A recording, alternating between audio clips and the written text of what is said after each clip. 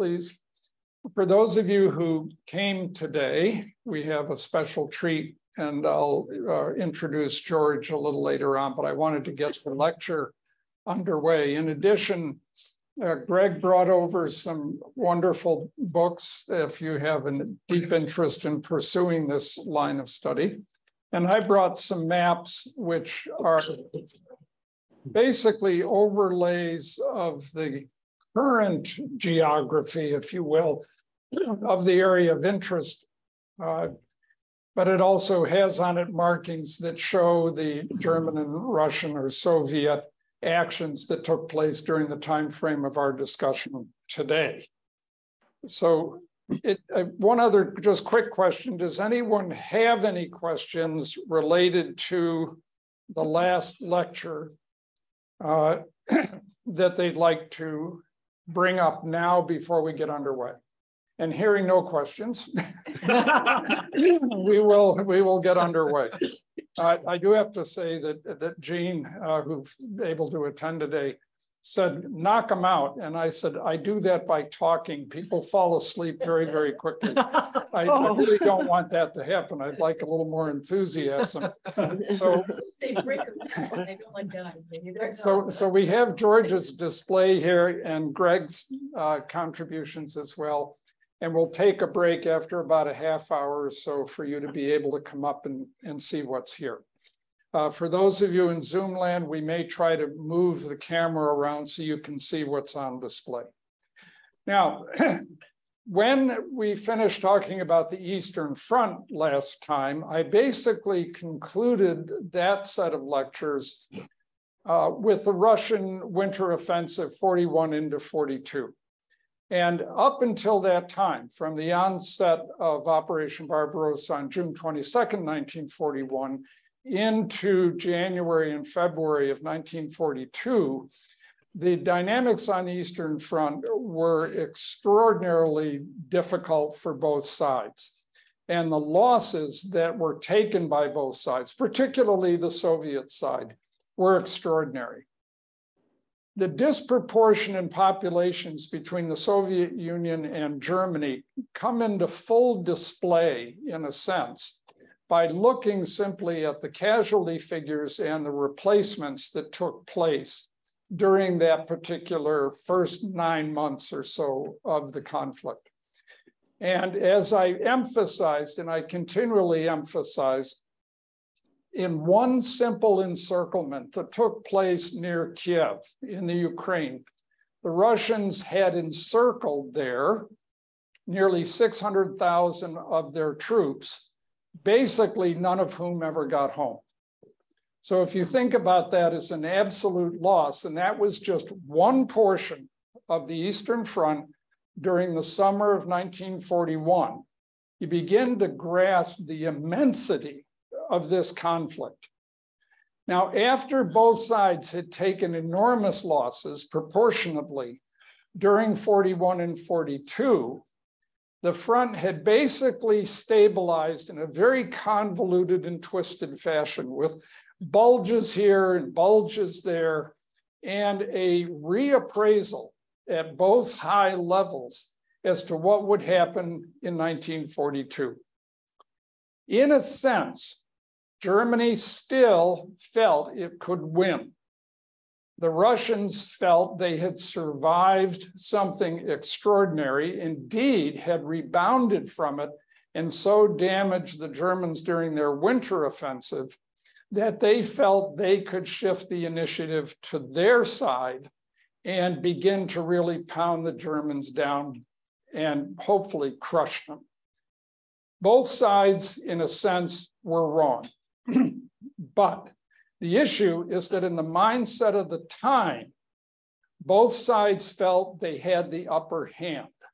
And as a result, the planning that took place during the late winter months built upon what their expectations were, what they believed their capabilities were through 1942.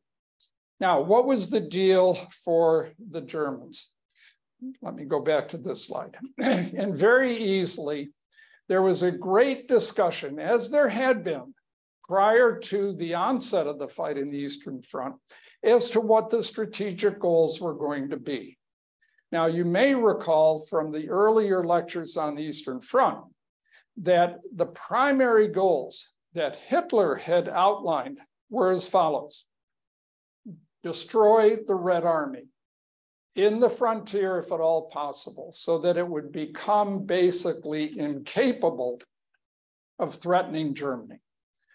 The second issue was to drive the front line far enough away from Germany that long-range bombers could no longer threaten the industrial centers and the resources that were vital to maintaining a military.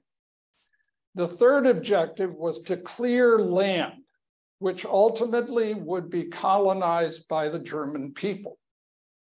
That meant the indigenous population was of no intrinsic value except in the short term. You must keep these things in mind because these particular strategic goals were important in how the Germans would plan for 1942. Notice that I did not say that the capture of Leningrad or Moscow was an essential feature. Even German generals admitted that, though during the progress of the summer of 41, more and more, many of the senior German generals felt that the capture of Moscow would end the conflict in the East and cause Russia to capitulate.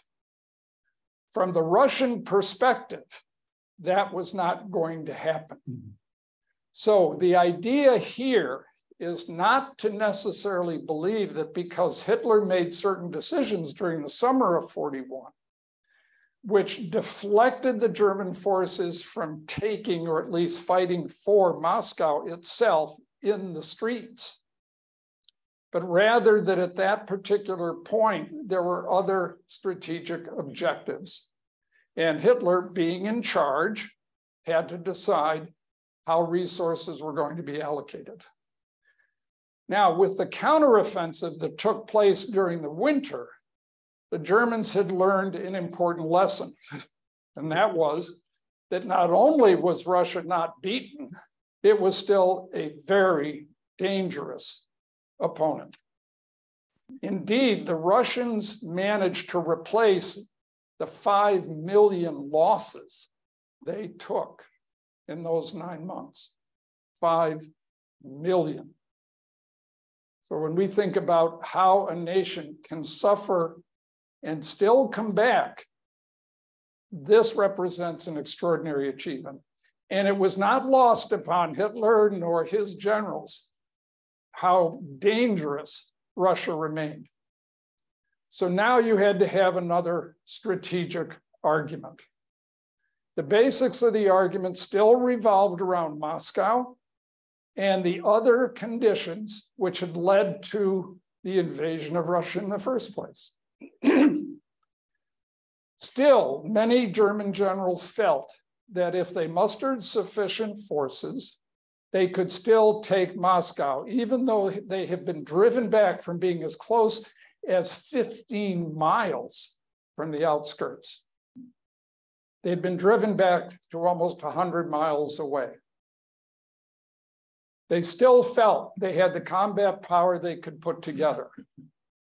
Even though, and I talked about this in the early lectures on the Eastern Front, even though, even at this stage of 1942, the technology, particularly German tanks, were at least by comparison inferior to Russian tanks. And Russia was outproducing the German industry in replacements. So as you read through these conflicts and you begin to think about how the German armored units functioned and how they overcame their Russian opponents, it wasn't because they had technological superiority, except in the sense that all of their tanks were equipped with radios. But they had developed the tactics and doctrine and training which allowed them to succeed. But now, in 1941 and into 42, the Germans had lost 600,000. Now, in terms of that, their replacements were still short by 250,000. And they made up the numbers by having the Romanians and the Hungarians and the Italians contribute. But none of those units from those nations had the training or equipment that the Germans had. So they were even more inferior technologically and in many ways numerically. So this is an interesting element to keep in mind, because the whole strategy of what's going to unfold in 1942 is based upon the realization that these conditions existed. You couldn't talk your way out of them. The other part, which seriously influenced the final decision, and we'll come to that in a couple moments, about where to put most of the German emphasis, was that in November, December of 41, when the Germans got into Crimea, they had expected to take Sevastopol and take the entire peninsula within that short period of time, but they had failed. Sevastopol remained Russian, with enough of a barrier against the Germans that, due to effects that occurred during the winter, the Germans were even weaker there than they had been. They had to move resources north to deal with the Russian counteroffensives. And on top of it, the Russians invaded the eastern end of the Crimea, the Kerch Peninsula, and had driven the Germans back. So now in the Crimea, the Germans faced, in a sense, a two-front war. They had to contain Sevastopol, and they had to deal with a numerically greater number of Russians that were encroaching on the Crimea from the east. Why did this play a role? Because if the Russians controlled Crimea, as they demonstrated already, they could bomb Ploesti, the oil fields in Romania. One of their attacks, followed by another attack within a short time, destroyed over 9,000 tons of oil, which was vital in just that number of 9,000 tons to supplying all of the armored units with enough fuel for several weeks. Once this had occurred, Ploesti production dropped, and the German synthetic fuel industry had not yet reached a stage where it could replace things. And Germany had no real other sources of oil. So to ignore the Crimea meant exposing not only the German force there to being forced out of the Crimea, but to endanger that vital source of oil. So the arguments went back and forth. Many senior German generals said, take Moscow, destroy it as a production center, disrupt its communication center because of all the roads and railroads that intersected through there, displace the political body. Even if they don't capitulate, this will be a huge moral and physical event, which could possibly cause the collapse of Russia. And once Moscow goes, if we control that area, we may be able to shift enough resources north. Remember, Leningrad had simply been cut off. It had not been attacked directly. Then we can take Leningrad. Now, just to jump ahead for a moment, I want you to consider the following. Most of you have heard of Stalingrad, and we'll come to that in the course of these lectures. What was the fighting in Stalingrad like? Stalingrad was much smaller, and it was a narrow belt along the west bank of the Volga River. And it remained in contention from September of 1942 until the Germans capitulated in February 43. What would the fighting in Moscow have been like if the Germans had actually gotten to the city? Do you think the Russians would have collapsed? Hardly. And Leningrad, similarly. These were much bigger cities, and the Russians were absolutely committed, as we'll talk about in terms of the Russian strategy. They were absolutely committed to protecting and fighting for Moscow. They were hardly going to give up the city.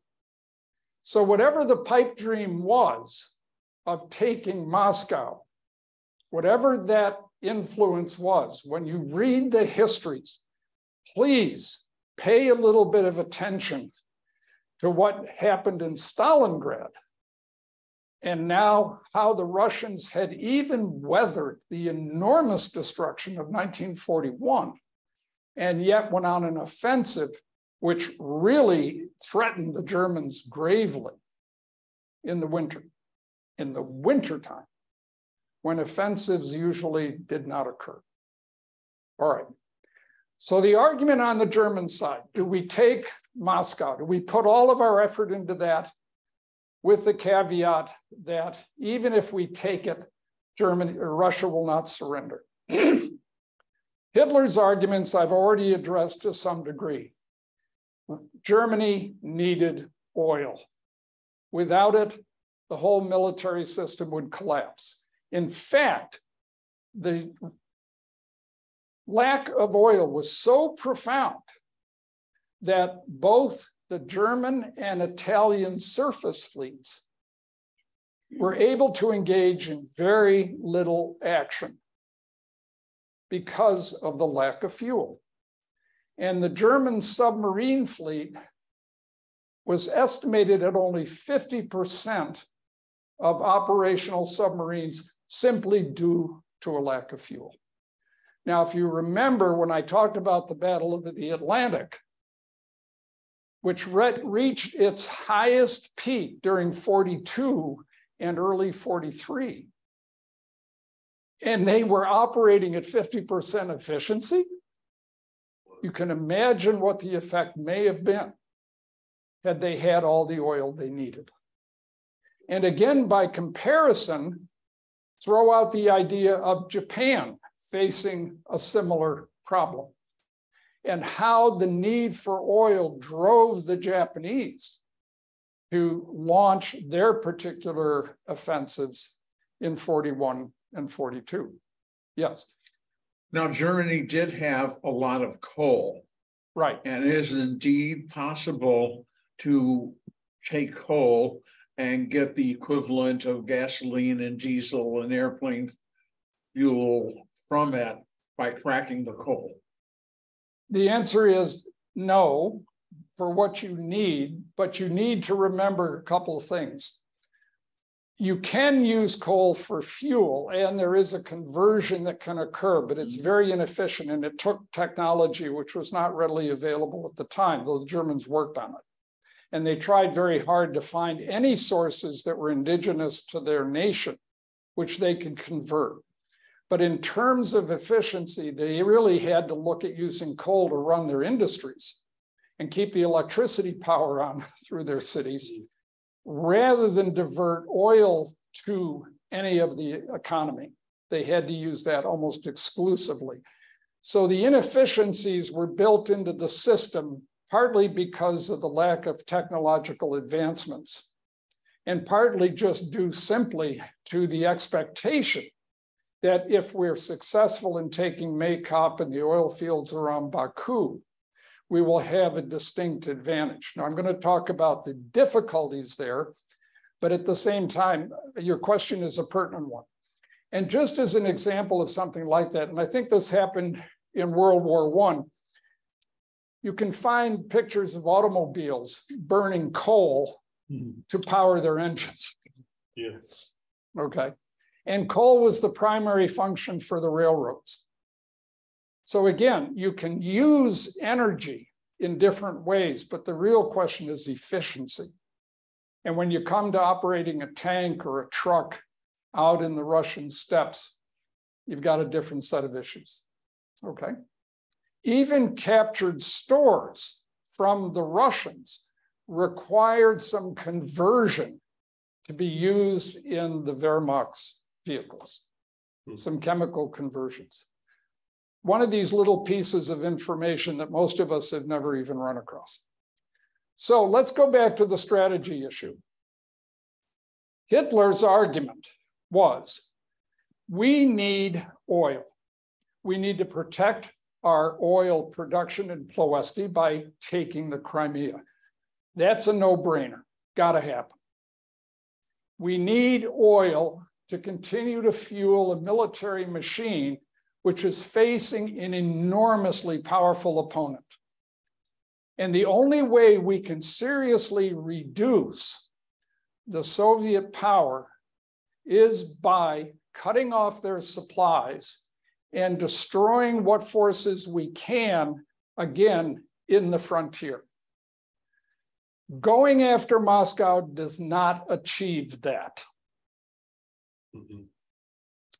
Taking Moscow doesn't achieve that, because none of the accomplishments that will come from taking Moscow and Leningrad are going to provide us with the resources that we need.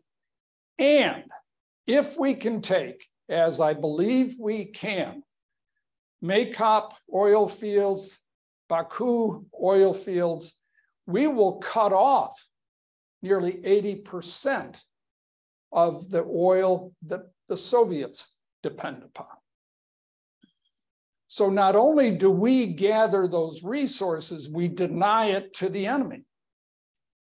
So he can produce all the tanks he wants, but if he's got no fuel, who cares?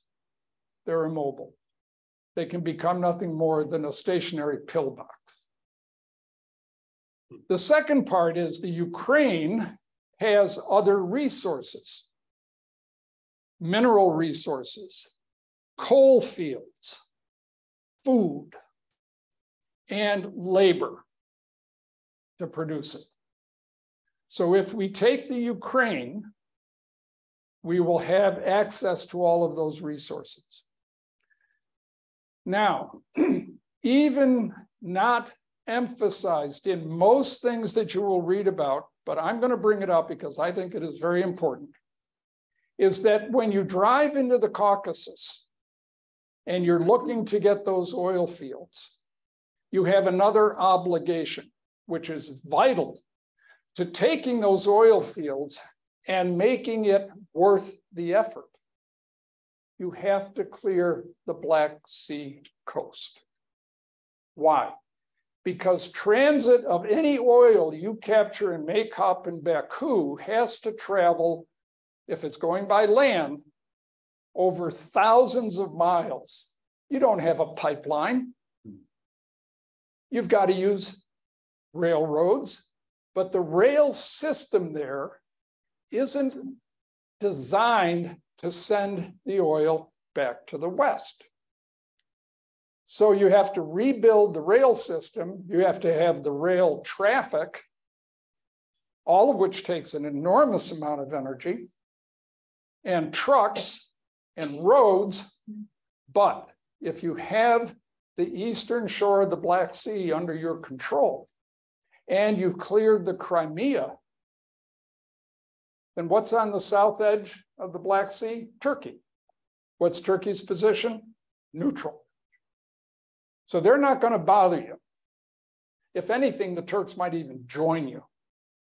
But if we take the eastern portion, we can use shipping to bring the oil to the East Coast and ship it back to Romania in transit to our refineries in Romania and Germany. That particular piece is something that I feel many historians have neglected. Now, you have to muster sufficient resources to attack the Ukraine in the south. How do we do that? You have this snake-like convolution of your front line. And you're going to have to find a way to deal with that, because if you can shorten it, it means you can create reserves, you can construct better defenses, and you can shift units otherwise that aren't needed up there down to the south, because once you attack in the south, it's very obvious from the geography, this map will show you, that you're going to have a long left or northern flank. And that needs to be protected and defended. Excuse me, cannot see the map, cannot see any slides. I didn't catch that at all. I heard a lot of bongo drumming. Oh, well, that's, can you hear me now? Yeah, what happened to the map? There is no map. It says I'm screen sharing. Only got a file list. Okay, let me All we've had all along. see what happened. That's weird. It says you're screen sharing. Okay, let me hit it again. Okay, here we go.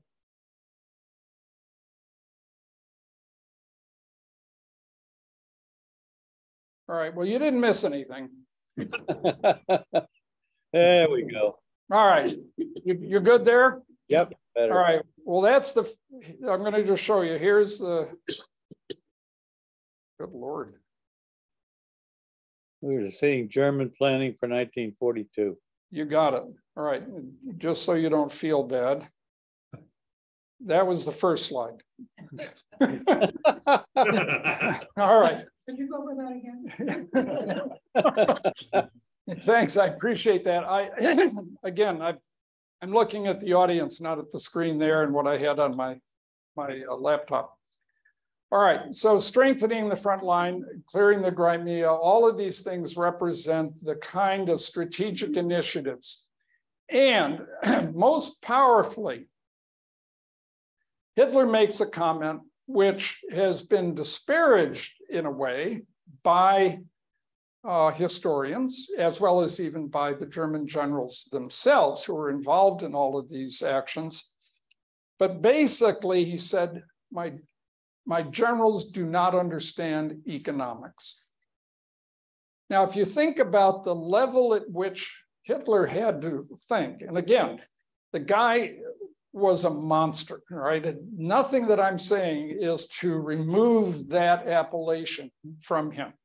But what I'm trying to point out for all of us in looking at the information which we now have and what historians have written about over decades, the idea that Hitler made egregiously wrong decisions from the very beginning, and there were some that he made that were egregious. Still, he was in charge, and he had to consider many elements other than just the military element of where can you be successful or not. And indeed, in this particular situation, he actually outfoxed not only his own generals by telling them that their particular goal was not the one desirable or feasible, but he actually outfoxed the Russians. So how is that the case? The Russians had looked at the situation from their perspective, saying, we stopped the German assault, we launched a counteroffensive. Finland, which has moved to its old borders, but not pushed further, with the idea that now Leningrad is not totally cut off, because during the winter time, Lake Ladoga froze and the Russians could bring supplies into Leningrad. They could maintain it. Barely. There were thousands who died from starvation. And ultimately, it was thought that up to 1 million people died from combat and non-combat related issues in Leningrad during the 900 days of the siege. But particularly, he looked at the situation and said, if I were Hitler, what would be my goal? And as Stalin looks at it with his senior generals, they fear that Moscow is still under a deep threat. So they muster the majority of their resources to defend Moscow. They're looking to keep the Germans from taking the city. They have information, which is largely discounted, about the buildup eventually going on in the south. But even there, the Russians have what they perceive to be a particular advantage. What is that advantage? Well, if you look down, and I'll try to use my marker here, you see this bulge down in the bottom. Now, for those of you here in this audience, it's this little Pinocchio effect that you see down there. They look at this, and there are two ways to view any salient. One is that it's in danger of being cut off at the base, and the troops to the forefront of the salient being encircled can be destroyed. But it also can serve as a jumping off point. And if you look at the map from there, and where did my arrow go? Oh, there he is. And you look at this other salient up here, you think, well, if we attack in this direction, and you'll see the 6th Army outlined there, we might be able to encircle the 6th Army and destroy it. And that could be a great accomplishment. I have to do one other quick thing. I'm sorry here, folks, but here we go. Now, if you look up in the north, you'll see other salients up here. And those also can represent jumping off points for offensives where you can destroy German units. In fact, if you look carefully at that map, you'll see in the northern sector the gray 9th Army, which again is almost encircled to begin with.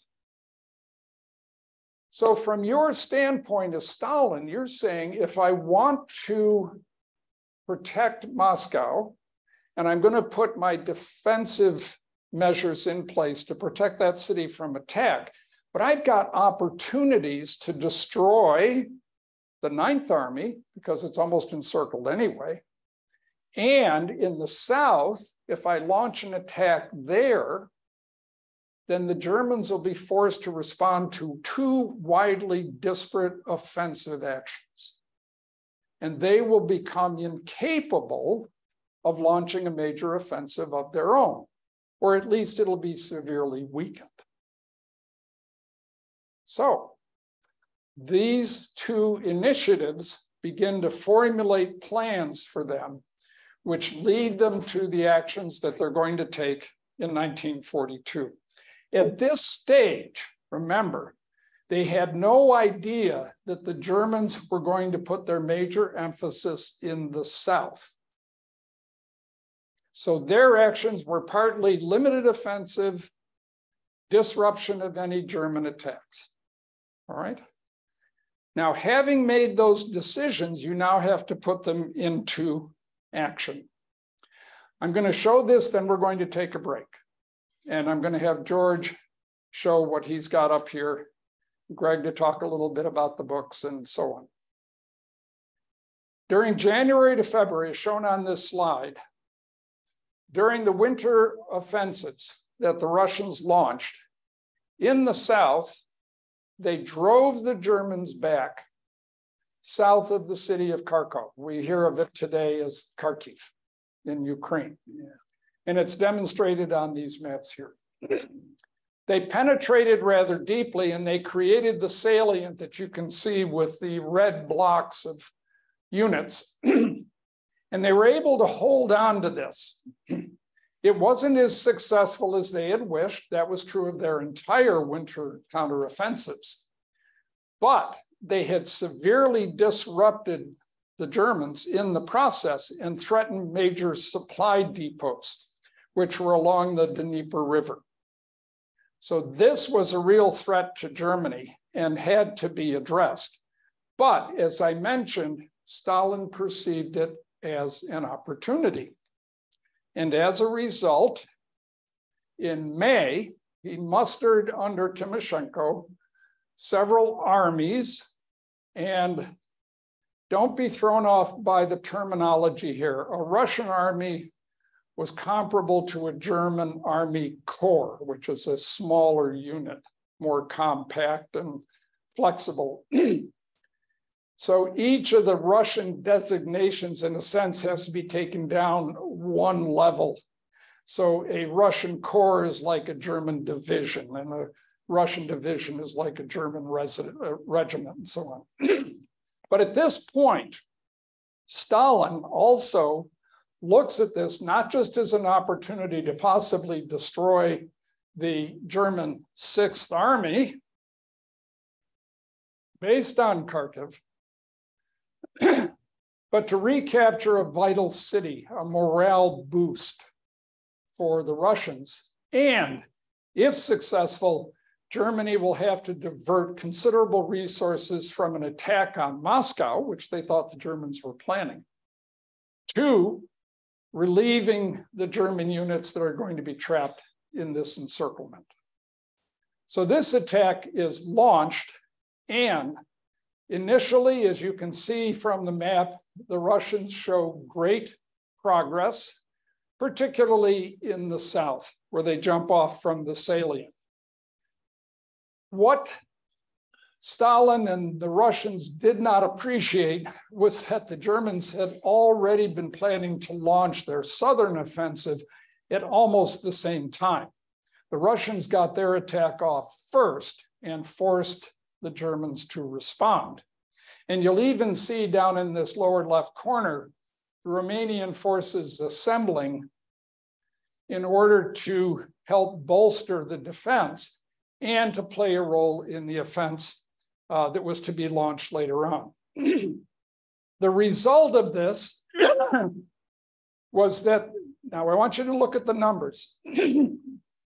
Timoshenko, 765,000 men involved in this offensive on one portion of the Eastern Front. Jeez.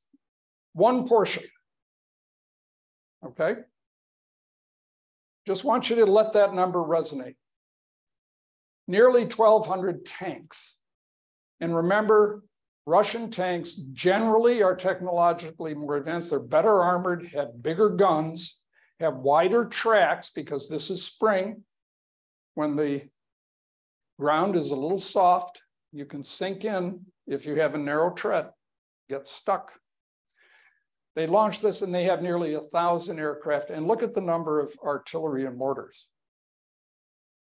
Considering all the losses they had in 41 and early 42, this is what they did. And there's Kharkiv with the yellow arrow. Nearly surrounded.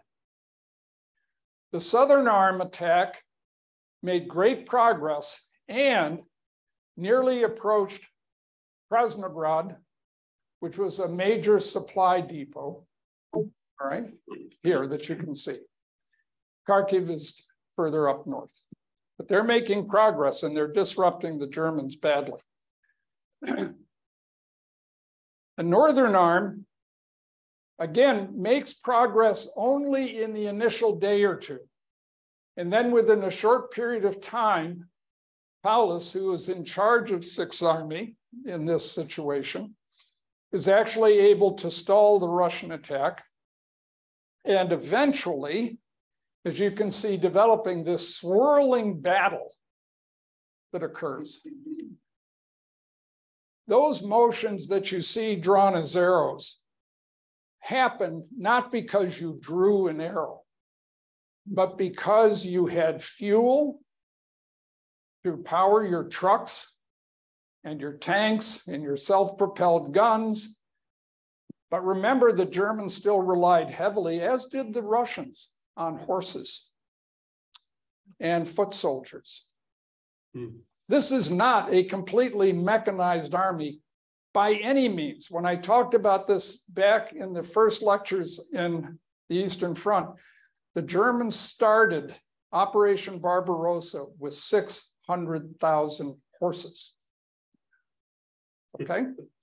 Similarly, for the Russians, they also relied on horses. When this battle concludes with Operation Frederikus, when the Germans assault from the south with 17th Army and Kleist's Panzer Group, and the Russians are defeated, I want you to see this on the side. The Germans, 350,000, are outnumbered. Their tanks are almost outnumbered 3-1. That's putting aside the technology involved. 40 assault guns versus 300. And again, the Russian assault guns were much better armored and had more powerful guns. 13,000 guns. It's hard to imagine, outnumbered in aircraft. Look at the losses. 10-1. 57,000 horses. The point I'm trying to make with all of this is that both in terms of our understanding of World War II, not just our understanding of the Eastern Front, but understanding also the relationship between technology and training and doctrine, and to look at conditions today and put this in a perspective that this is 1942, and what we look at nowadays and how we interpret numbers that we're seeing and the capacity of modern societies to take an enormous hit and still come back from it is something that is just extraordinary. So at this particular point, the Germans, in launching their counteroffensive against this attack by the Russians, cuts off enormous units, kills hundreds of thousands,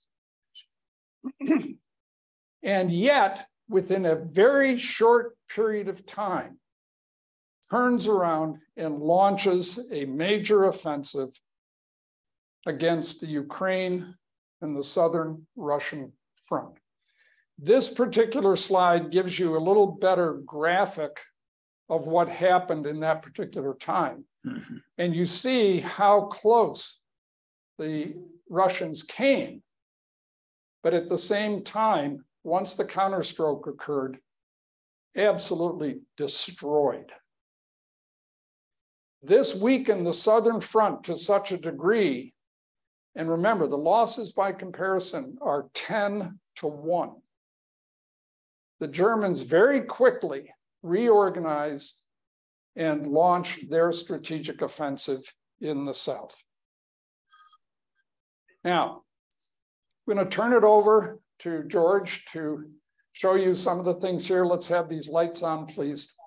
And I'll take any questions as long as I can provide a good answer. If not, I'm not going to listen to you. Yes. I have a question. I hope it's a good one.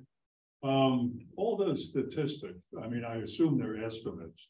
Yes. You know, when they're that specific, it's got to be. Are those estimates made after the fact? Are these German estimates? Are these Russian estimates? Excellent question. Historians have come together over the years and agreed on. There's a lack of agreement, depending upon the source. One of the things that really, I think, has brought better perspective has been when the Russian archives opened. And people like David Glantz, whose books are over here that Greg brought in, went through those archives very meticulously to try to find out the reality, if you will, because the Germans always talked about how outnumbered they were and how many casualties they inflicted and this and that and the other. And the Russians, in their early histories, never wanted to portray just how badly beaten they were in certain situations. We'll come to that later in the lecture series on a thing called Operation Mars, which has been ignored by historians almost universally. because it occurred around the same time as Operation Uranus, which was the encirclement of Stalingrad. The numbers that are now revealed do tend to be a little more accurate. So I tend to rely on that research to what I present, but I will tell you that there's a lot of fudge room in there. Well, statistics, we know what Mark Twain. Right, exactly. So these are estimates, but you know, as good as we get right now. There's another element that is forgotten for most of us, and I'm sorry, George, but I'll give you the time you need. And that is that when you have a tank that's damaged and abandoned on a battlefield, there are two basic things that can happen to it. If you can recover it and take it back to a shop and get it fixed, and I talked about this in the lectures on 41, when German tanks had to be sent all the way back to Germany, except for very minor damage, because they didn't have the facilities in place. Here, if you can recover a vehicle, then oftentimes you can rehabilitate it. If it's totally destroyed, it's just junk. Much of the equipment lost is not junk. So when we talk about tanks destroyed, what that really meant is when the Russians were defeated, their tanks were left on the battlefield and the Germans got them. Now they could figure out, can I fix it? And if I can, maybe I can use it, or I can give it to the Romanians and the Italians and have them learn it, because my guys have already been trained on German armor, and we're better off using German armor that we understand. But, you know, they just have to drive it around and put it behind a hill and shoot at something. It takes a little less training. So from that standpoint, you look at an absolute loss in the same way that I talked about how when you were taken prisoner, you were an absolute loss. It was as though you'd been killed as far as your side was concerned. You can't be rehabilitated and brought back in the front line or put in rear services if you're missing an arm or a leg. They're gone forever. Okay, very good. George? Hello, folks. Hi. Okay, so I brought some toys as always, and I'll start with these two pieces. This is the Russian bolt action and then the German bolt action. And I'll share with you that this system was developed at the end of the 19th century. So these date back to, this is the 1897. This is the 1898. It's called the Car 98K, K standing for carbine. So it was a shorter version than the World War I rifle. But again, this was as good as it got, these bolt action weapons. So in Michael's lecture, thinking about the losses, thinking about the troops that are fighting, this is actually what they are using. Now, we all know that both the Russian and the German forces had some machine guns, and then they also had light and heavy machine guns. But the average soldier in the trenches, in the fields, fighting, as Michael is talking about, is going to be armed with these bolt action weapons. Now, I've also brought from you what I thought won the war for the Americans, and that's the famous M1 Garand. Developed during the war, there were actually a competition. Ivers Johnson submitted a model to the government, and then Garand submitted one, and the Garand was chosen. But this doesn't arrive on the battlefield till 1944, June 6th, D-Day. So prior to that, again, you've got the bolt action weapons are truly what's being used all day, every day on all of these horrendous battlefields. This is an actual Russian grenade, just the style that they developed. Again, you remember we talked about the Americans with like the baseball, because we all grew up playing baseball. So Florida baseball was natural. The Germans had what they called the potato masher. You would mash potatoes with it. Well, the Russians had a little bit more of a similar style to that because baseball wasn't their cup of tea. This is a typical 60mm mortar round. And you can come on up later and handle it. Its fusing mechanism is up front here, so it unscrews full of powder. And this is, the detonator is in this. Now, what's interesting is that you can look at this and say, okay, which country is this? Well, the bottom line of it is this was the standard style of mortar rounds. 60mm and 80mm were typical of all of the countries that fought predominantly in World War II. This was the style. And then a tube, as you know, a propellant coming out of the base here. So that is really very common and very typical of European conflict, whether it be the Germans or the Russians. This is a fork, okay, cool.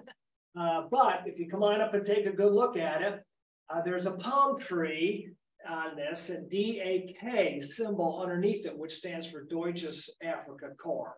So this is an actual African Corps fork. Along with that, you might recognize this little gem. This was the World War II German pith helmet. Wasn't extremely popular. It came out in either this tan or a green. And it was only good for keeping the sun off of them, but no good in combat. And it wasn't particularly popular with the troops. But nonetheless, it was out there. And believe me, if the sun's beating on you, you'll wear one of those. Now, for helmets, I brought the standard Russian helmet here. And I got this and wanted to show this to you because what's really unique about this is how absolutely simple, and come on up and take a look at it. Absolutely simple. Again, Russian technology. To Michael's point about Russian tanks, there was no comfort in a Russian tank whatsoever. Didn't believe in it. Germans, on the other hand, had all sorts of crew things that would be better for them. But the Russians, no way. So then you have the German helmet here. And again, come on up and take a look. But you'll notice that the German liner is far better, much more designed for the comfort. But the reason I brought this one is that the Germans are credited with developing what's known as splinter camouflage.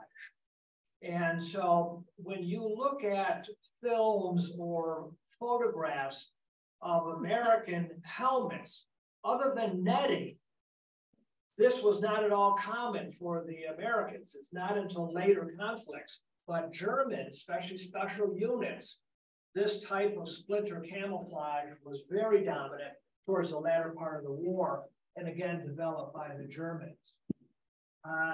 Also, what I've done is I brought a load of photographs, my one on eBay, but come on up and take a look. These are all pretty much action. I have one particular one, my favorite picture of Erwin Rommel, the Desert Fox, excellent picture of him looking over a map in his brief, which was the name of his half-track, command half-track, that there are a number of pictures of.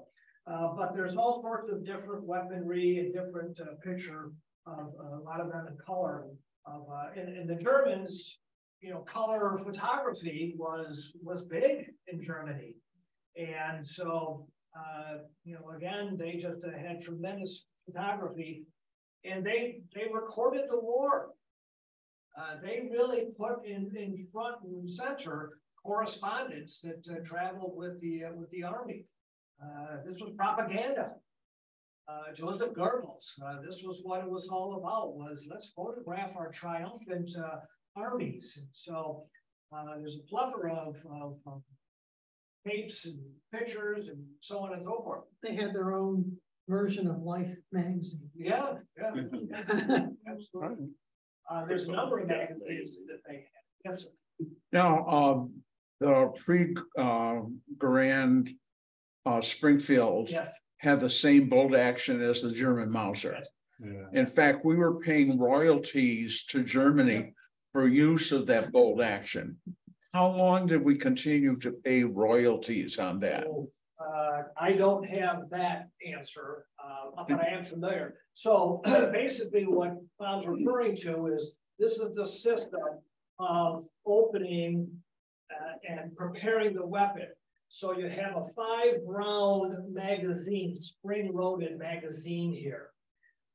And generally they had a stripper clip. If you come up and take a look at it, there's a groove system right in here where this stripper piece would fit right in there. And then with your thumb, you push down the 5 rounds, the stripper clip would pop out, and then boom, you're ready to load the first round. But this system was, again, developed by Germany, and many, many, many weapons, many, many countries adopted that system. Interestingly, I was with somebody yesterday who has a British 303, which was the standard British weapon, World War I, World War II. And I had a little conversation with him about that, because if you take a good look at this gun, you will see that the locking system that holds that bolt in place before you pull the trigger is in the front of the bolt. So when I put this bolt into position and drop this down, those locking mechanisms are catching into this breech piece here. The British, interestingly, in their design, because they did not adopt the Mauser, didn't pay royalties. They did their development, those same locking mechanism was in the rear of the bolt, which meant that they could extract the bolt and return the bolt quicker, because there's a little less friction, because their bolt locks are out of the mechanism. The bolt locks for the Mauser have to travel within that mechanism. So therefore, the British, who very seldom use automatic weapons, the Sten is a favorite, but not typical.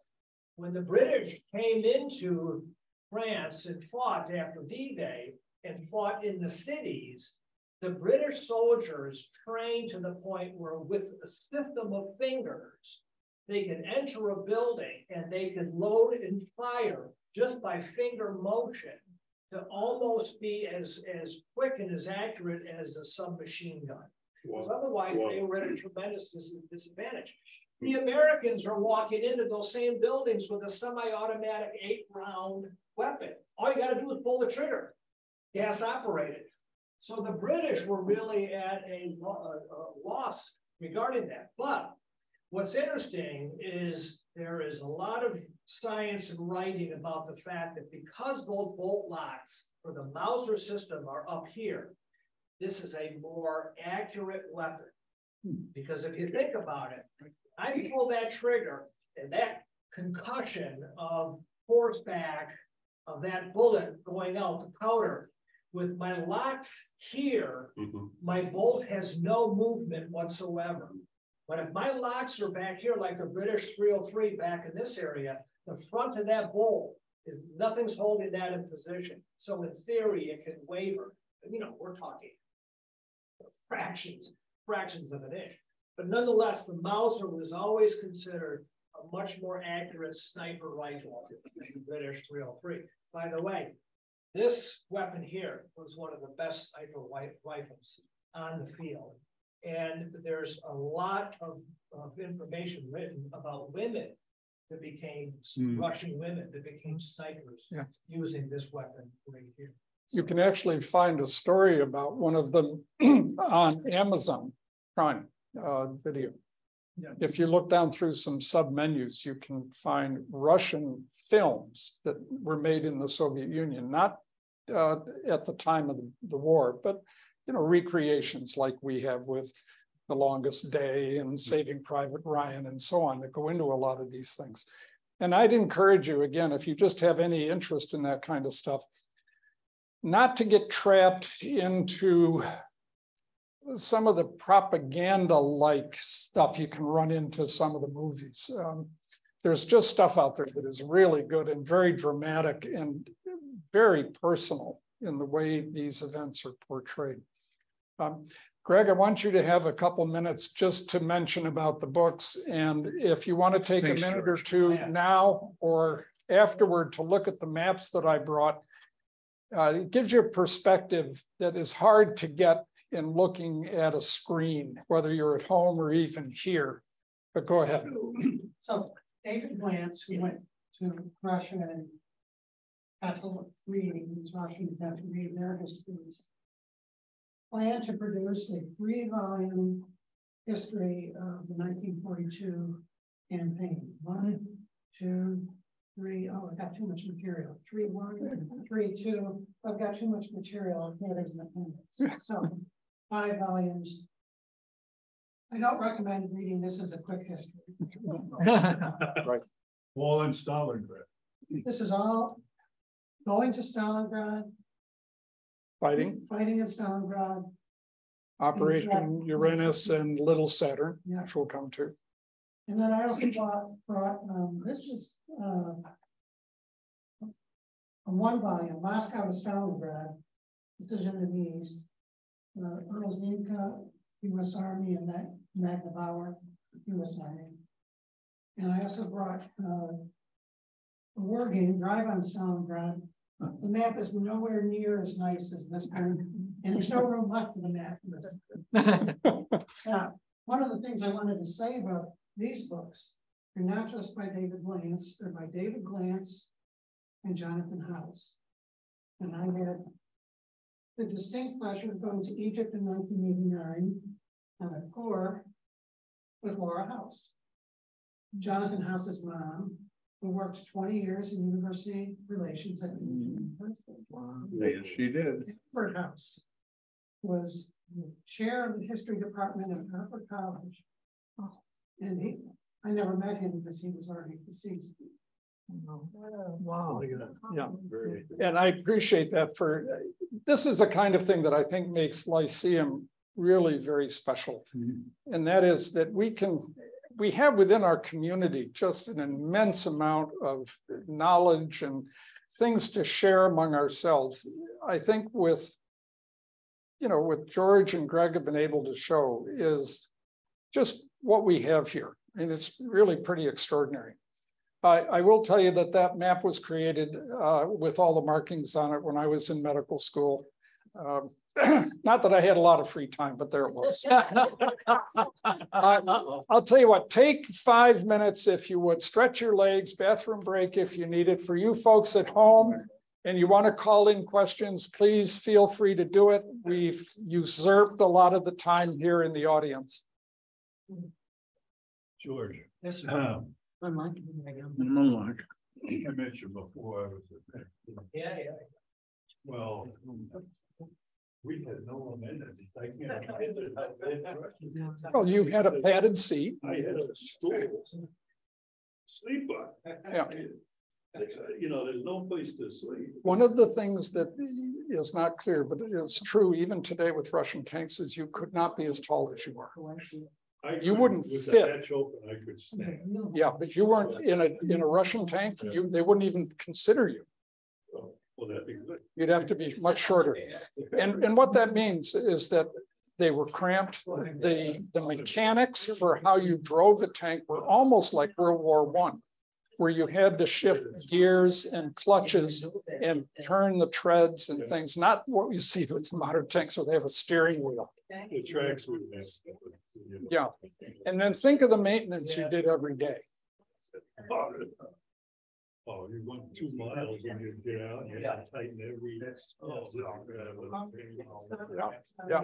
And many Russian tanks actually broke down en route to the battlefield. So when they were on their way, one of the reasons that despite the numbers, the Germans were successful is so many Russian tanks would break down that the Germans could swarm around them and, not have to confront those enormous numbers.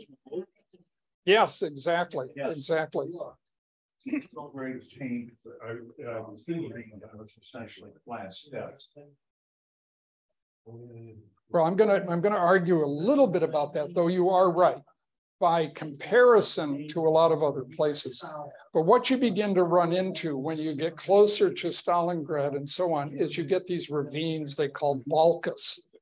And they tended to be very steep-sided, very sharp because of the erosion effect. Remember that I talked about this in the last lectures on 41. When it rained, the water had nowhere to go. That was obvious, not like a mountain, where it's just going to flow very, very quickly. It would settle into the ground and you'd get mud, and then you'd get these flows into these ravines, which would cut down, cut down, cut down. They get more and more steep sided. And this was but it gives you an idea of the scope, and it gives you an idea of the terrain issues. For example, we tend to think of it as flat, and by comparison, it will seem, but this is not flat. Yeah, exactly. And look at the size of the rivers and things of that sort. Now this starts, way back. So, but it shows you the initiatives starting all the way up from around Orel, and Kharkiv is right here. Here's Kharkiv. Right? So the Russian counteroffensive or offensive started to try to take this city that you see here, driven all the way to one of the major sites. They were almost going to capture Poltava. But the Germans were able to beat them and drive them back. So it's an example of what's what. And then this shows the Crimea, the Eastern attack, when they landed and they got all the way to this particular narrowing here. And they've developed a line there, and then the Germans were able to beat them back. But notice, Now that's rough. You got it. Yeah. Tanks are of no value here. Still find the regime with For the people like the Russians, they were just left there, they buried them there. Mass graves, best as you could. By the family, they just wouldn't. They would largely not know initially, and then, well, yes, I mean, the individuals cared, of course, family tragedies, and you'll see pictures of women where they're masses of corpses and, just weeping over a body they found. It's their son or their husband or someone like this. I mean, it's awful. But again, if you think about the numbers, and this is 80 years ago, how do you deal with that? You get a bulldozer out, you dig a big trench, and you just bulldoze the bodies that you can into a grave, and you cover them up and dump lime in there because you don't want the pestilence that's going to rise from it. Yeah. Every time I see you now, I think of those. Yeah. Oh my God. Nothing pretty. And on top of this, one of the fundamental mistakes the Germans made, and I mentioned this back in the other lectures from the last set. Remember what the strategic goal was for Hitler. I want land for German colonization. The indigenous population is of no value, right? But if he treated them with a little bit of kindness, many of them who actually welcomed the Germans initially as liberators would have supported him. And once he won the war in the East, then he could do with them what he wished. But he blew it in the beginning. And many of the orders that you'll see, and it includes Van Manstein, who actually was put on trial at Nuremberg for war crimes and barely escaped execution. If he'd been turned over to the Russians, they would have simply shot him. But there were what's called Einsatztruppen, which followed the armies and gathered up initially commissars and Jews, and got rid of them, just executed them. But they also took action against the indigenous populations. And I think all of these wars and lectures. I mean, these are line with my own. And there's a list there. It's a kind of so, Right, exactly. There's a great little story about that, though, that they do in medical school. And that is the professor talking about urine analysis and diabetes. So, you know, one of the things that you should remember is that back in the Greek days, where the word originates, the diabetes term, was it meant sweetness, all right, or sugar-like. You put your finger in the urine and taste it. So he's in front of the class and he says, I'm going to demonstrate for you. And he puts his finger in and he touches his finger and he says, no, I want you all to come down and do this. So they all come down and well, that doesn't taste, you know, and this and that and the other. And he said, what I want to emphasize to you, though, is that you all lack the powers of real observation. What's the observation? I put in my index finger and touch my middle finger.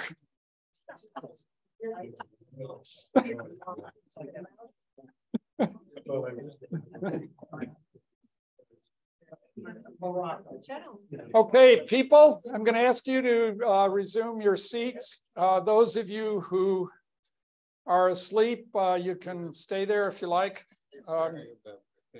But we'll turn off these backlights, please, here. I was thinking of you.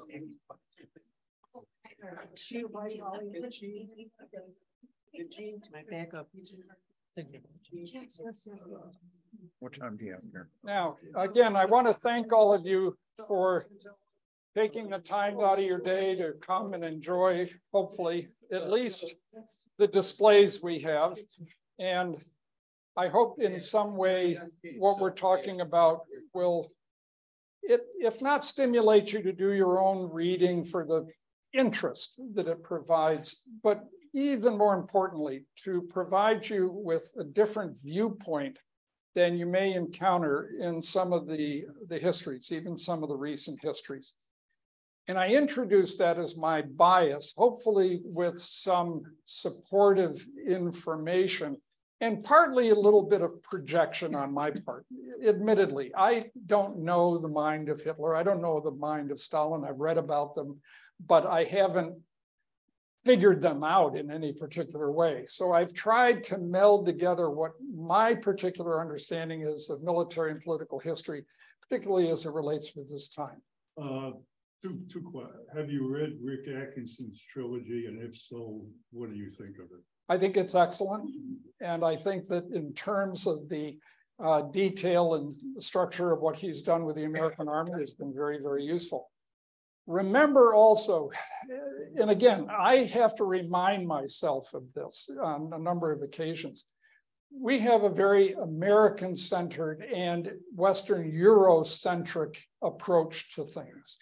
The way we characterize Germany during the 30s and 40s, and the way we characterize the Soviet Union from when it was formed officially in roughly 1922 up until its collapse in 1989, is all pervaded by a sense of our perspective, what influences us, how we've reacted to what has happened.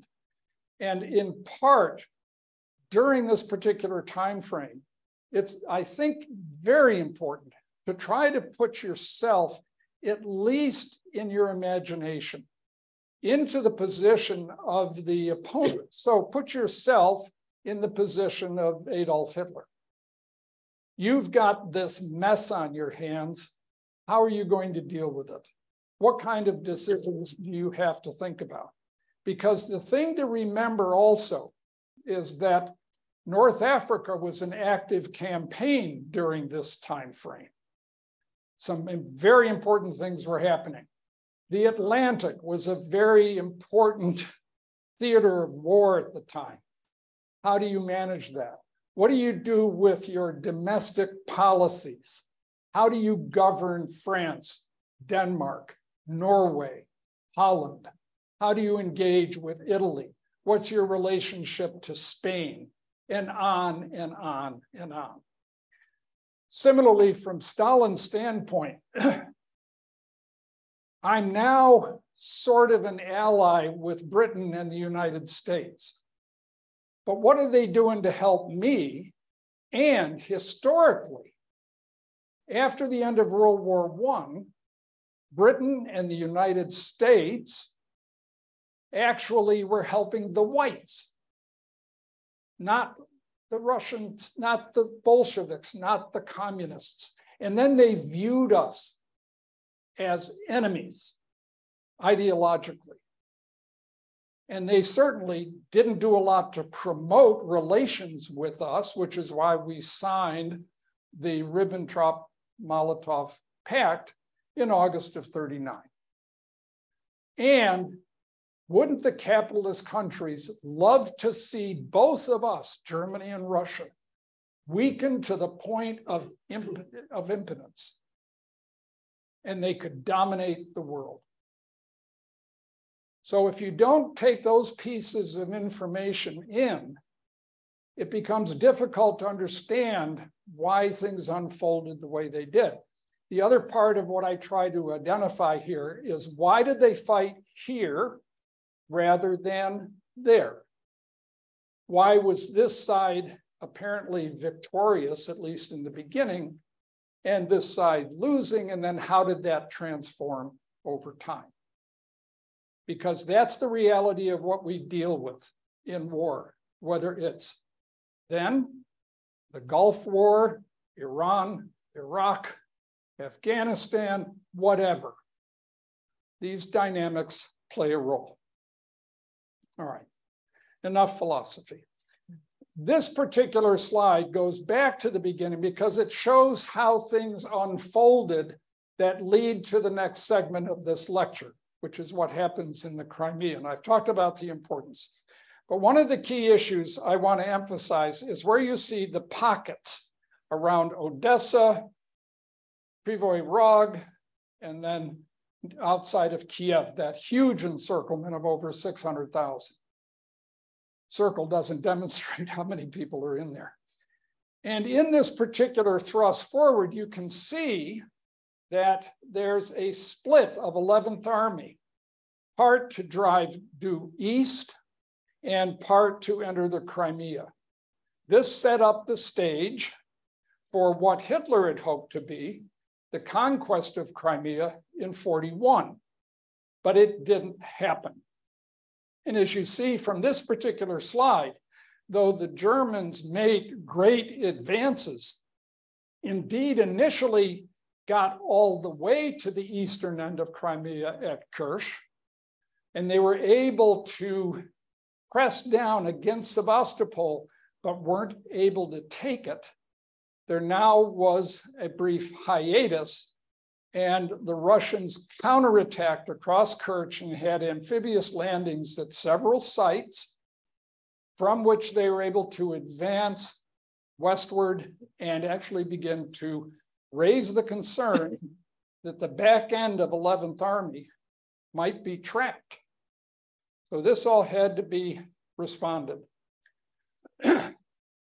Von Manstein had been a corps leader with Army Group North in '41. He had helped lead the advances towards Leningrad. He also was the person, if you go back a number of lectures ago, that helped mastermind the attack on France. So he was known as a very accomplished and aggressive and a risk taker of sorts, but who generally, when he took risks, was successful. Hitler, being unhappy with some of his senior commanders, began to think about replacing, and he did, as we go through these lectures, not that you need to know their names particularly, but he brought Manstein down from the north and put him in charge of 11th Army. And he basically said, your job is to take Sevastopol and get the Russians off of Crimea entirely. Manstein is outnumbered. In fact, at this particular slide, he's outnumbered 2-1. Notice that it's May, but the attacks that the Russians launched to retake part of this occurred several months ago. So they had pushed this far up the Crimea Peninsula, and then they'd established a defensive line in preparation for another offensive strike, because they're not going to sit passively. They want to relieve Sevastopol. Meanwhile, Stalin was feeding reinforcements into Sebastopol because he wants to hold that critical port and maybe use it as a launching pad to attack 11th Army in conjunction with this army coming across the Kerch Straits and crush 11th Army. So what does Manstein got to do? He launched an attack on the southern edge of the Russian front at that peninsula. He misled the Russians, trying to let them think he was going to attack in the north. And even though he was outnumbered, he broke through by concentrating his effort in the south. And there's not a lot of room there, as you could tell from that slide. And he turned north to the coast. And when he did that, he cut off all those frontline units, and the scattered rear units all had to run to escape. So within a short period of time in that particular slide, and I'll bring it back up just for, sorry, that's quick. You'll see that within a short period of time, he was able to crush that eastern concentration. Look again at the losses. 150,000 captured, which meant gone forever. So not just the dead, you've got that, compared to German losses. This is an extraordinary feat. Now, at Sebastopol, things unfolded a little differently. Because of the lack of success in 41 in reducing the city, which had amazing defenses, he required siege weapons. And some of these were extraordinarily massive and could only be moved on railroads. And it would take a long time to set them up because of the weight of the system and how you had to manage recoil and all the rest of it, how you had to literally build it in place because these things were too massive to just put on a rail car. You had to dismantle them and bring them to where you wanted to use them. So in the process of doing that, and this slide unfortunately is a little bit hard to read from where you are, but similarly, all of these sites that you'll see around that are designated as this sort of crenellation represents particular defensive works that are buttressed by a number of powerful forts with guns that also could project out to sea. Think of Singapore, for example, right?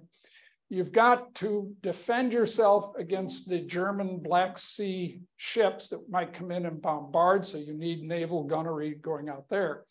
But many times you also need your guns that can be used to attack the Germans in place. And this is rough country. This is not flat. So we need to keep that in mind.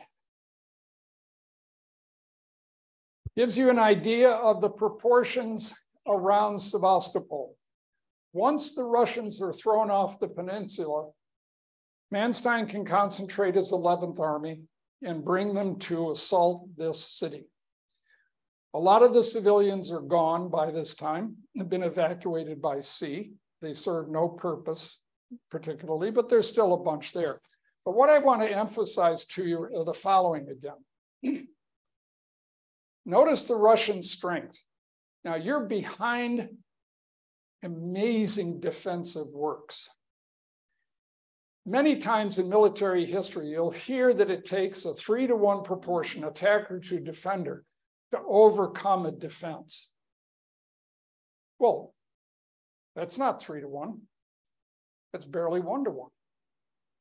And if you look at the number of guns and mortars and the rest, it's not a huge difference. So how is it that the Germans were able to take Sebastopol? Well, a lot of this has to do with how you concentrate and plan for your fighting. The guns alone help, but they're not the only answer, though you need them to bombard those heavy forts that have guns up to 300 millimeters in them in order to reduce the defenses. This just gives you an idea of the biggest gun the Germans brought into the fight, the Schwer Gustav. And if my German's any good, it's the heavy Gustav, the big Gustav, the Mama Gustav, whatever you want to call it, 31.5-inch. Yeah. Think of that. Wow. Like this. All right. I mean, like that. Notice the projectile, 7 tons. Now, you don't load and fire that quickly. Okay. So the number of rounds that you're going to put downstream is relatively small. What you need is accuracy. You need to be able to fire that and land on a relatively small target if you're going to have an effect. Otherwise, you're just blowing up ground. So think again of the technological requirements because of all the different issues that go into ballistics. The movement of the gun, the heating of the barrel, the temperature of the atmosphere, the elevation of the gun, how much powder you put in, how much recoil do you expect? And as you fire more rounds, how does the gun barrel wear and affect accuracy? All of these things have to be taken care of, which explains why, not just for construction, putting this in place so you can shoot it takes literally hundreds of people. But if you're wasting ammunition, it's a waste of ammunition, no matter how big the gun is. This shows a little bit more of some of the different dynamics that are involved.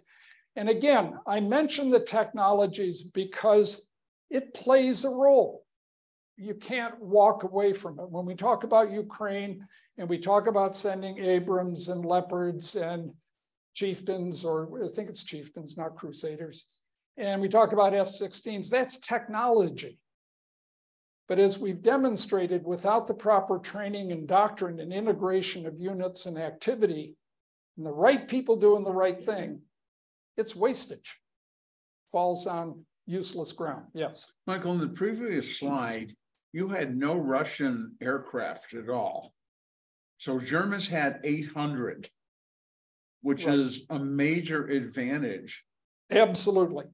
And it was one of the key reasons. Geez, I mean, just why? One of the key reasons why the Germans were successful, because the Stuka, even though later in the war it became a target rather than a good dive bomber, could really hit small targets. And the integration of their aircraft with their ground assaults was one of the key features that gave the Germans the preponderance of successes that you saw not just in 41, but you see almost up through 43. By 43, the balance is changing. And the Stukas become targets. The Sturmovik becomes a much better Russian dive bomber, fighter bomber, and more enduring and capable. The Air Force that was concerning Hitler, that was based in the Crimea, had largely been lost in 41. They'd gotten out of Dodge. Once you got down this close to the Sevastopol perimeter and basically taken the rest of the island, any airfields the Russians had there were of no particular value.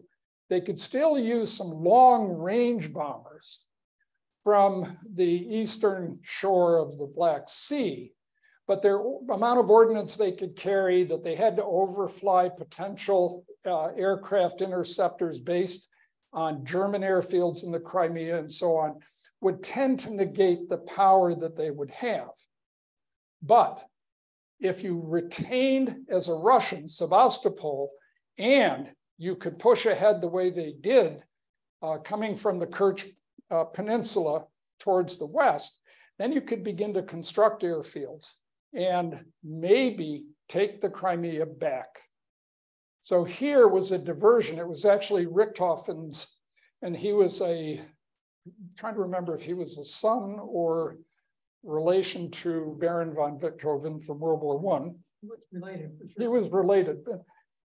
His entire air group was diverted down to help von Manstein take Crimea. And then that air group would be brought back and used more for the attacks that were part of what was called Operation Blue or Fall Blau. The attacks took place, and gradually the perimeter of the Sevastopol defenses were breached. Eventually, they could reach the northern edge of the main harbor region. And they actually, as you can see from two small arrows up here in the north corner, they actually would cross the water in a sort of minor amphibious landing in order to breach the defenses further and force the Russians back. With the outlying forts lost, in time, the city itself collapsed. Some were evacuated from the Sevastopol, but most were caught there. Notice the numbers. With the loss of Sevastopol, basically everybody there is lost to Russia forever. Right? Remember that only between 5 and 10% at most of Russian captives got home, with a similar proportion for the Germans.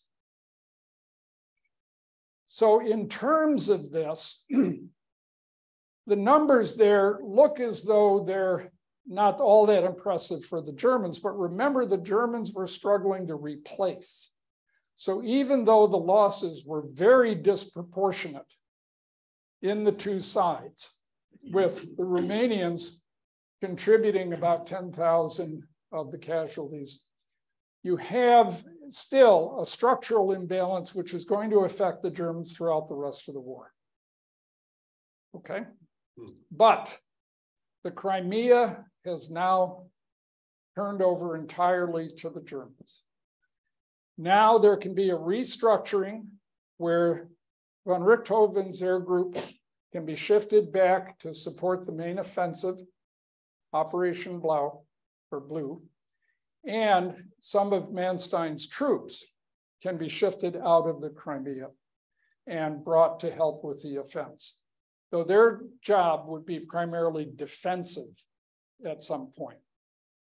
The commander of 6th Army, von Paulus, never having actually been a combat leader, like Eisenhower was primarily a staff person, still was considered a very intellectually capable and talented man, and he was given charge of 6th Army. And I alluded to 6th Army both directly and indirectly when the Russians attacked in their attempt to retake Kharkov, and that he led 6th Army on the northern wing of that German attack to collapse the salient and destroy the Russians there, and then move on as the primary force, which was going to head east.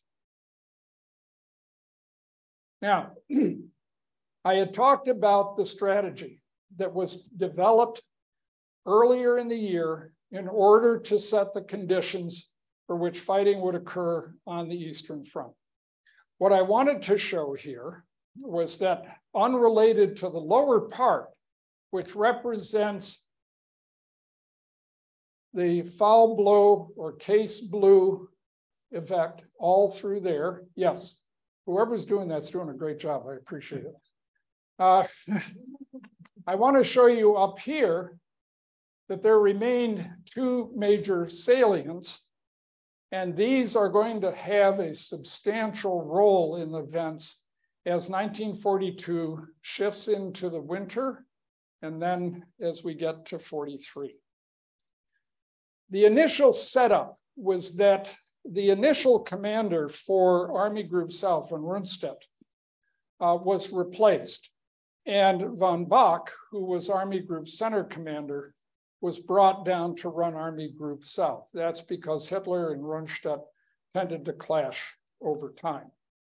Yet Rundstedt would always somehow find himself back in command somewhere, much like Joe Johnston or Braxton Bragg during the American Civil War would get kicked out of their command and then somehow thrown back into it. And you'd ask yourself, why would you do that? And that's because the talent required at these high levels is something that is not just a matter of a guy sitting down and drawing a line on a map. The kind of requirements, the talent, the depth of understanding, the organizational skills that are required to run an operation of this magnitude takes someone very, very special, and there are few of them. So if in addition, you're in conflict with your political leaders who still at every stage are running the war, they're telling you what they want you to do, what your requirements are, what your duty is. Then, if you can't handle that, then you need to be replaced because the system will not function otherwise. And it doesn't matter whether you're a dictatorship or a representative democracy. This dynamic applies across the board. In this situation, therefore, Army Group South was the main front, unlike in 41, when Army Group Center was the main force of attack from the German side. And in this situation, where you see on this slide, Army Group B and Army Group A, that split occurs into the phase of this major operation. It doesn't occur at the beginning. So von Bach is in charge, and he's directing the operations. Now, this is complicated, and I apologize for it in one sense. But one of the things that I constantly emphasize is that things are complicated. And it's easy, if we want to make this very simple, we can say World War II started because of the Germans and Japanese and maybe the Russians, and it ended in an Allied victory. Everybody can go home, we're all done. There's nothing more to know. I hope you're here for more than that. So I get into the weeds a bit, as is my nature anyway. You know, when you do surgery, you have to understand certain levels of function. You can't just kind of say, I'm going to take your gallbladder out, let's all go home, right? There's a whole lot of steps in between. So in a sense here, we're dealing with something analogous. The Operation Blau, somewhat artificially, I've broken down into 4 phases. Now, David Glantz was also part of the reason for using this dynamic, so I have to give some credit to him, and if I've screwed it up, it's his fault, as is my normal approach.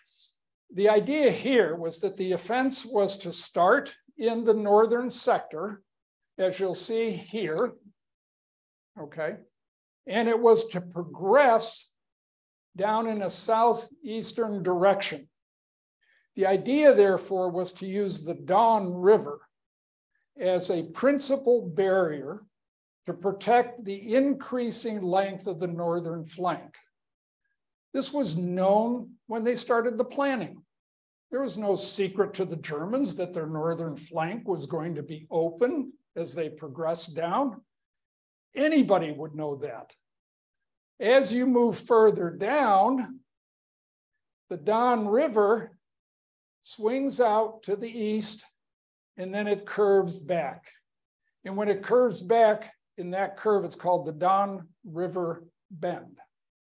So the strategic initiative of going into the Caucasus and reaching to the Volga. Now, the city Stalingrad was not identified as a goal that had to be taken. It was the principal city on the Volga, which lay directly on the line of advance the Germans were planning with this operation. But the intent was to cut the Volga River, over which thousands of tons of supplies were traveling for the Russian armies further north. So intercepting the Volga in a way was like in the Civil War, cutting the Mississippi River. And getting that clear was like getting the Mississippi clear in the Civil War. Now you have passage up and down, rapid transit, supplies, troop movements, all the rest.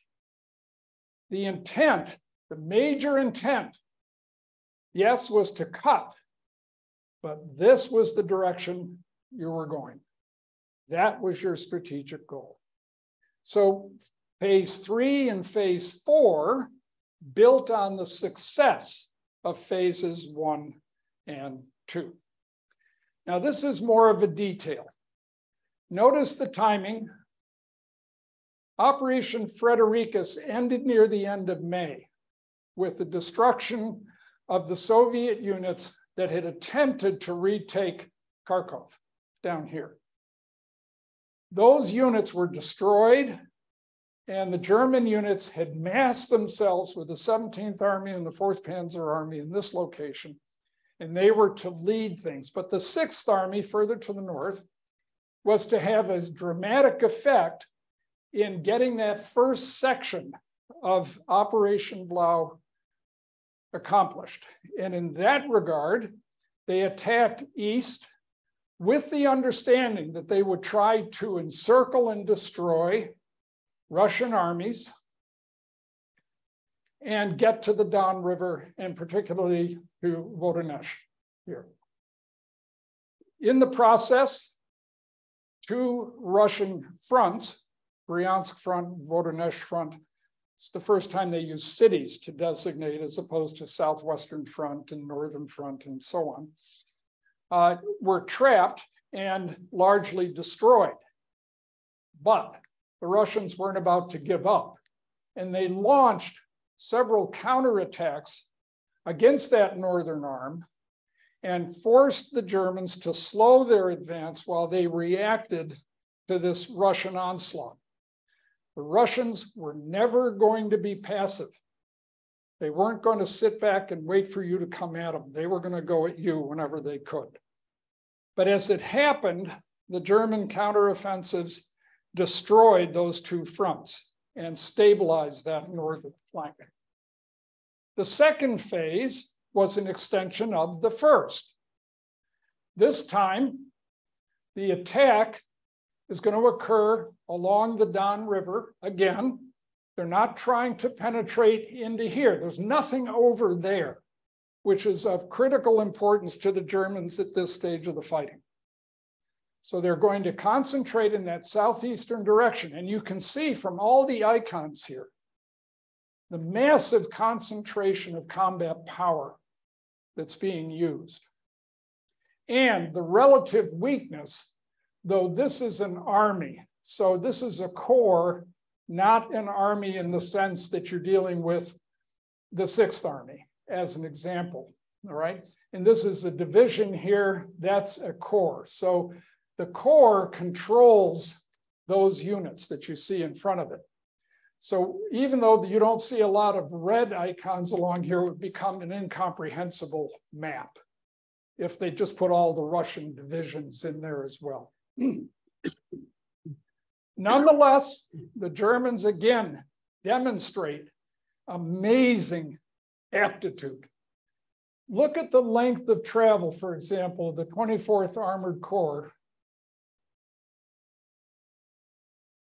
The miles that are covered in face of opposition largely.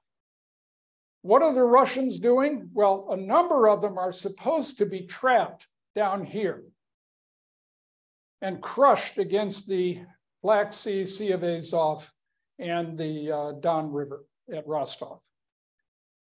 This is something the Russians learned. Get out of Dodge. When bad things are happening and your flanks are broken, instead of standing in place as they did on the Eastern Front in 41, they said, get out of Dodge, start retreating. Because we'll retain combat power, and we literally now, instead of what we did on the Eastern Front, which is sometimes described as trading space for time, the Russians traded space and manpower in spades in the summer of 41. And they almost lost it in the sense of how close the Germans came. Here, we'll trade space but not men. Yes. The German logistic lines had to be immense. How did they handle the tonnage of everything that is required to support all these armies? That is an absolutely beautiful question, and I will try to answer it succinctly, because in itself, dealing with the logistics and what the senior commanders actually were doing most of the time is lectures in itself. There were two critical factors that played a role here. One was the railroad system. And as we talked about back in other lectures, there was a difference in gauge between the German side, which was shorter, narrower than the Russian gauge. So when you got to the end of where you had been able to change the gauge to accommodate, say, German rail cars, you had to offload and reload onto Russian rail cars. And many Russian rail cars had been destroyed as part of Stalin's order to leave nothing useful for the Germans to have. So there's a great deal of activity behind the lines to rebuild the rail system, capture what Russian rail system issues you can, but that also includes something else. The rail sheds, water, where you can get coal. So not just tearing up the rails, but destroying the infrastructure makes the logistics very, very difficult. And behind these armies dealt with at the high army levels was how do you get all that stuff forward? You can have maps and studies that show you that once you reach the end of a railhead, the distance over which a truck could bring sufficient supplies to be of use to the front line was very limited. Maybe 150 kilometers, maybe if you pushed to 200, once you get out to 300 or 400, your logistics collapsed. Cost you more to try to bring it forward than it did to leave it where it was, basically. So in that regard, logistics was always a restraining feature. And it is a triumph of the German ingenuity that they were able to overcome some of these obstacles. The other part that plays a major role is the weather, because as we talked about during our break, this looks pretty flat. And by comparison to a lot of places, it was pretty flat. But there were a lot of ravines, balkas, they were called. A lot of the road systems were dirt tracks, not paved roads. So when it rained, it made all of that, every movement difficult, because the water had no real place to go. It didn't flow rapidly into streams. And when it did, those balkas would fill up with water and make crossing them almost impossible. So again, the logistical issues here are enormous. And as we'll come to it, and I'll jump ahead to respond to Robert's question. In the Caucasus, the Germans literally ran out of gas. Literally. Now, for some of you who are very familiar with World War II, you may remember that when Patton was moving across France, he ran out of gas. And indeed, part of the reason Operation Market Garden occurred the way it did was that Montgomery was able to convince Eisenhower to take fuel that was supposed to go to Patton and give it to him so he could launch this attack and breach the Rhine River. Patton said, don't give it to that guy. You know, he doesn't know what he's doing. Give it to me and I'll take the Palatinate and I'll cross the Rhine further south. So these arguments are going on all the time. And only a senior commander can make the ultimate decision. You get this fuel, you don't. You get this ammunition, you don't. And they have to manage. That they were that successful is extraordinary. This pocket down in the south did not occur. And this frustrated Hitler enormously because he had brought von Bock down because he thought that he was the guy to do it. And he sees it's not happening. So he starts looking at his different generals from senior level down and says, the failure is on you. Now, it's nice to be able to say, no, the failure's on you, you know, bad strategy, bad support, you know, what are you doing at home to otherwise take glory and, you know, push propaganda? No, the one thing that you can say about Hitler and Stalin both, unlike Roosevelt, unlike Churchill, was they were deeply involved in almost day-to-day decisions as to what was going on their respective fronts.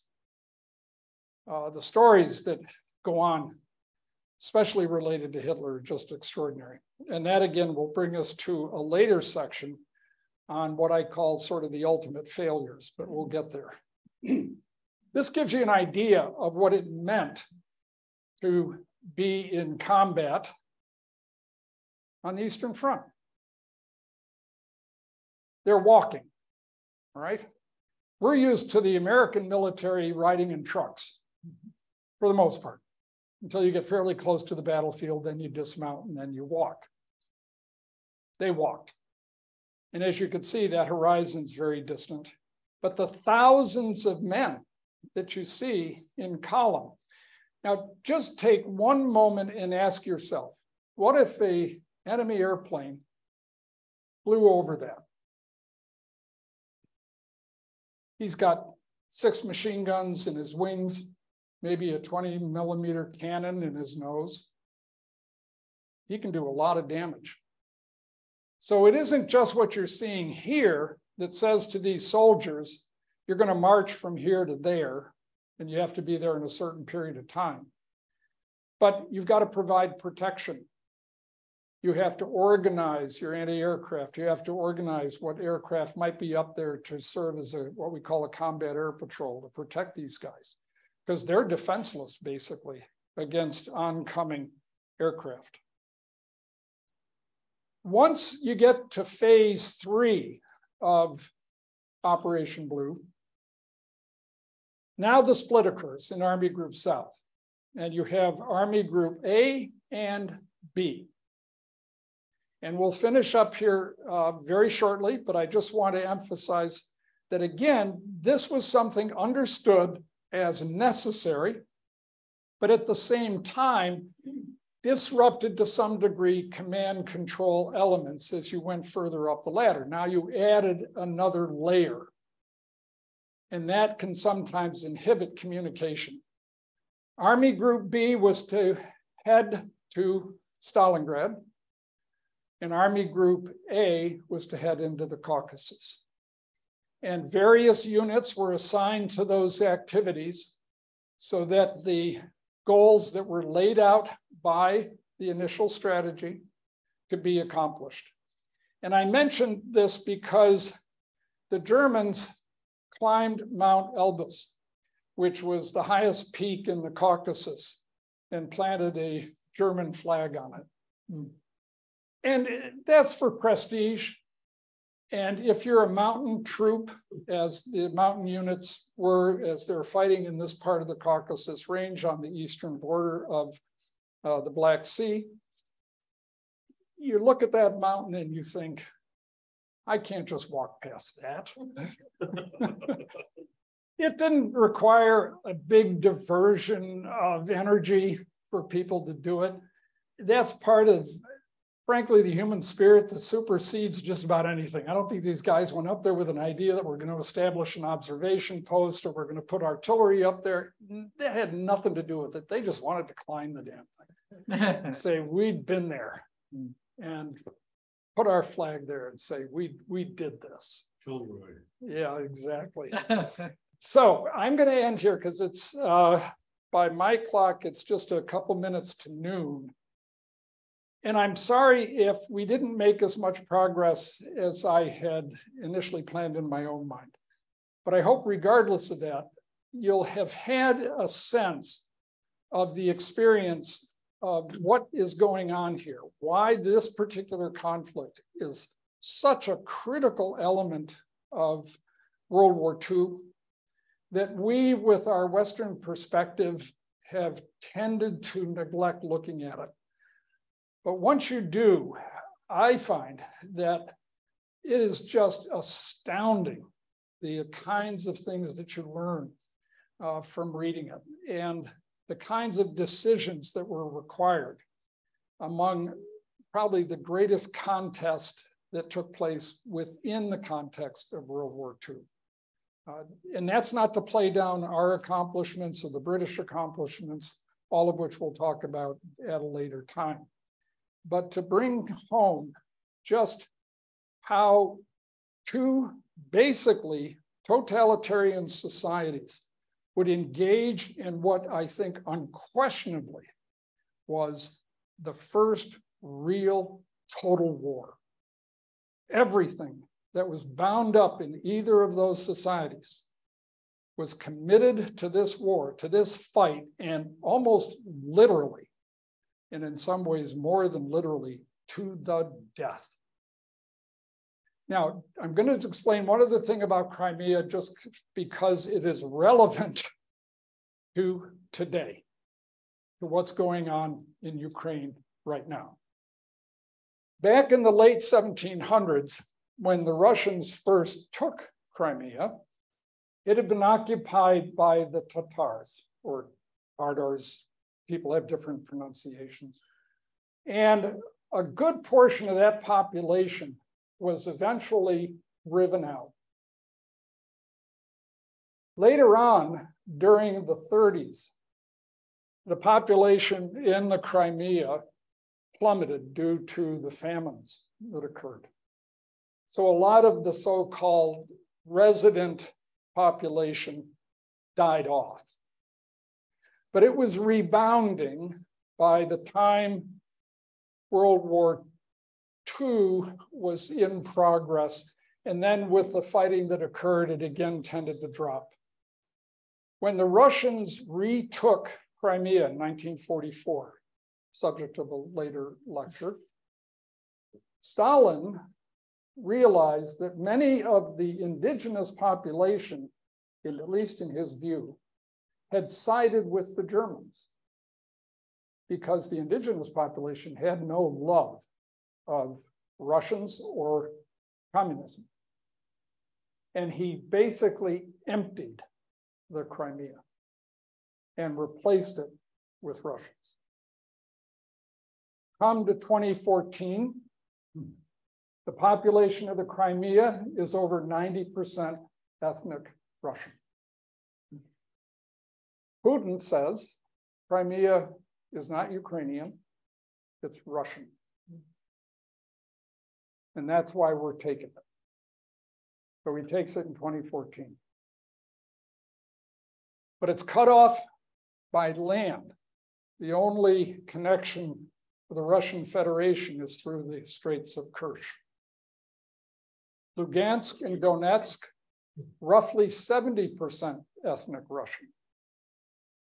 And for 8 years, from 2014 to 2022, there's fighting between the separatists in Donetsk and Lugansk who are looking to join the Russian Federation. And of course, Kiev saying, no, that's Ukrainian territory. Our political boundaries were drawn back at the end of World War II. Those are Ukrainian lands. So they fight there for 8 years with no resolution. And now with the onset of the Ukrainian war, if you read what Putin has said, he takes 2 steps. One is what I call a perverse step. He says all Ukrainians are simply our brothers. They're our younger Russian brothers, which the Ukrainians will just say, screw you. we got no love for you guys. But he'll also say, Lugansk and Donetsk have a vast majority of Russians, and it's our obligation to protect them. And we will finally take the step after 8 years of conflict to resolve this issue.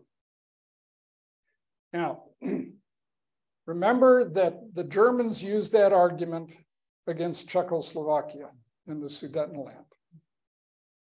The Germans and the French used that argument when they fought over Alsace and Lorraine, almost from the 1600s. They belong to us, no, they belong to us, but they're German, no, they're French. And on and on and on. So I just want you to understand that the events that occurred in 1944 established a Russian presence in the Crimea that was unequivocally Russian because the indigenous population had literally been removed. Thank you for your attention. We meet next week roughly at 10 o'clock again, and I hope you'll continue to show up. Thank you. And Tom, you can end recording. Thank you. Very good. This is gorgeous. Wow, boy. Thank you. Oh, yeah. That's, If he goes to this